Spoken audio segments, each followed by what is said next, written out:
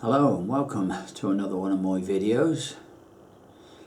You probably guessed I'm not in the UK at the moment. I'm out here in sunny Spain, in a little village called Alvergel, or town I think it is, because it's a little bit bigger than a village, called Alvergel, which is about 40 miles north of Benidorm, and I'm just about 3/4 of a mile away from the coast, the Mediterranean, and it's a beautiful sunny day here. The temperature slowly increasing, and it's starting to become a little bit overcast at the moment. I think we're due for some rain tomorrow, but it's a darn sight warmer than what it is in the UK. But yeah, thanks for dropping in on this video. I thought I'd do this video while I was out here in Spain. I'm here for just about a week. I'm almost at the end of it now, so I should be going back to the UK in the next couple of days. So I thought I'd take advantage of the sunshine and do it outside, and I don't think you can blame me for doing that. Anyway, get on to what the point of this video is. A post came up on Facebook the other day about Honda CB400N.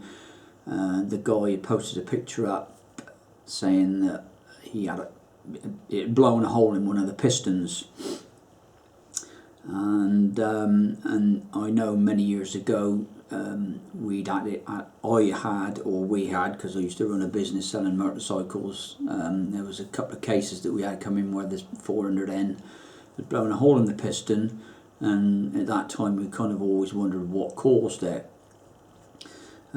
Because I'm obviously involved in ignition systems and rewinding that sort of stuff, I thought I'd give you an explanation what can cause having a hole in the piston on your CB400N Superdream or CB450DX or similar bikes and the same kind of ignition. I've done other videos on these ignition systems before, and diagnostics and stuff like that, but I thought I'd bring ignition pickup coil out with me to do this part of the video, because not all of it will be done out here in Spain. This is an ignition external pickup from a Honda CB400N 450DX, all those, and the CM400s and Nighthawks and stuff like that. And this is an external pickup which controls part of the ignition system. This one I'm actually, you might wonder why it's got some plastic covering on there. Actually, I'm getting ready to repop this one because I've reconditioned it. I've made 2 new cores to fit inside it, and I've got to pot it in some material so I can put it back on the shelf for like an exchange basis anyway, because they do commonly fail now. But anyway, to go into the explanation of the ignition system on these, and I'll get to why the hole in the piston issue can be related to this, is I'll go into a bit of detail on how this pickup works. CDI systems obviously work from a source coil that charges a capacitor, and the energy from that capacitor is discharged into a high tension coil, which then creates a spark for your spark plug. And to create that spark at the right time, on them you've obviously got to get a spark at the correct time, and that's created by the source coil, which generates energy in the capacitor. And that energy is actually released by an external raised pip on the flywheel on those 400s, and that when it crosses this little round, let's see if we can get a bit closer, the round one here, the round one just here, when the flywheel crosses that, the flywheel rotates around there and crosses that, the ignition is triggered to fire at the correct time. When the bike is running, it starts up on that little coil there. It's triggered by that coil there in the CDI box. As the engine speed increases above 2,500 RPM, the internal advancer inside the stator then takes over the ignition. So as the engine RPM rises, the ignition advancer then triggers the spark sooner to get your advance. Now, on those 400s on the advancer, the ignition continues to advance as the engine speed picks up. Now, you may have noticed there is another trigger here on this side. It's a bit of an elongated one. Now, when that ignition advances to a certain point, this trigger here, what that does is it cancels or restricts the advance signal coming from the advancer inside of the stator. So what can happen is if the coil fails in there, your ignition will keep on continuing advancing past the recommended maximum value, which is about 43 degrees before top dead center, and keep on rising until it continues, well, it just keeps on advancing all the time. And the whole idea of this one is when that pit on the flywheel comes around and comes to there at a certain speed, it restricts the signal to stop the inner advancer over advancing the ignition. Now, if that coil there fails, which you wouldn't have any idea that it would fail because, you know, the bike will still run fine, if that coil fails, the ignition will keep on advancing. And that's what can happen on those 400s. The ignition is far too advanced, will go up to 50, even 55 degrees, and that's sufficient enough to cause detonation, pre-ignition, or whatever you like to call it, inside the engine and blow a hole in your piston if it's constantly used at above a certain RPM all the time. Like I said, there is absolutely no way when riding the bike that you'll know that your ignition is over advancing, other than you might get a hole in the piston sooner or later. Now, it's not always, a hole in the piston is not always caused by that. It could be carburation issues or fueling issues or anything like that. But that coil failing will cause your ignition to over advance at higher RPM, and ultimately probably will cause a hole in the piston.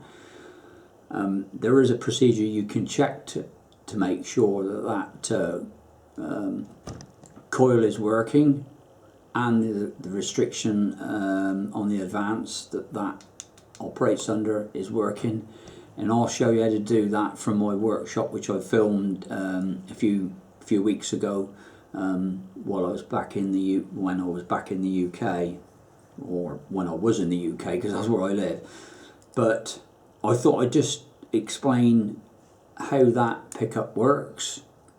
I'll just go over it once again. This round one here, which is connected to the blue wire, triggers your ignition initial start up. As the engine RPM rises, the internal advancer on the stator takes over the ignition and it advances it as required regarding to the engine RPM. And this elongated trigger here, when the engine speed rises to a certain speed, this prevents the internal advancer advancing the ignition too much. If that one's faulty there, you won't know about it, other than you'll probably get a hole in your piston sooner or later.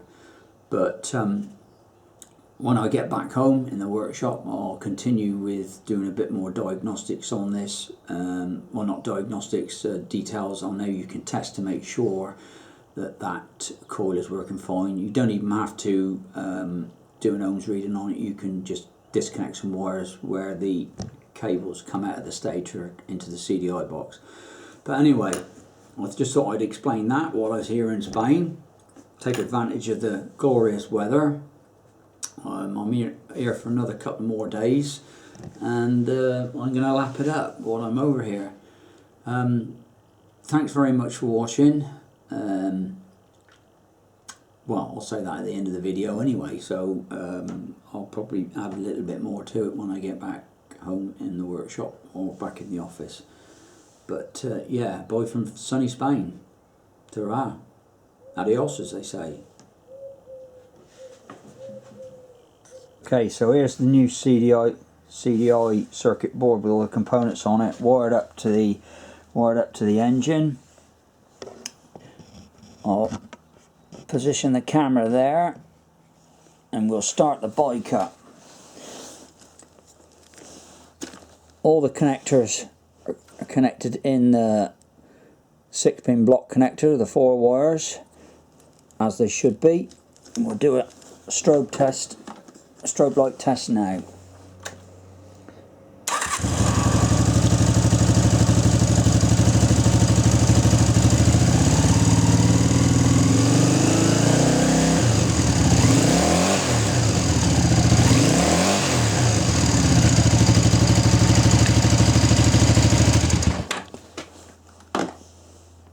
Okay, what we'll do is we'll pull the pink wire out of that block connector.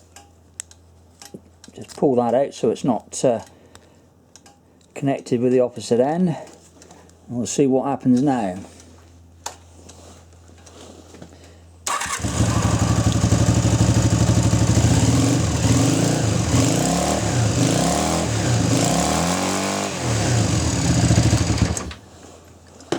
As you can see, the ignition won't advance and the engine won't rev up. So we'll pop that pink wire back in. Now we'll remove the brown wire.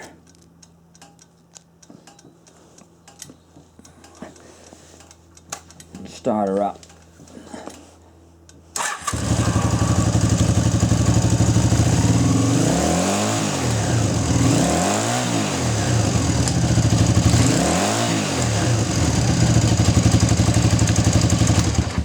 As you can see from that, the ignition advances far too much.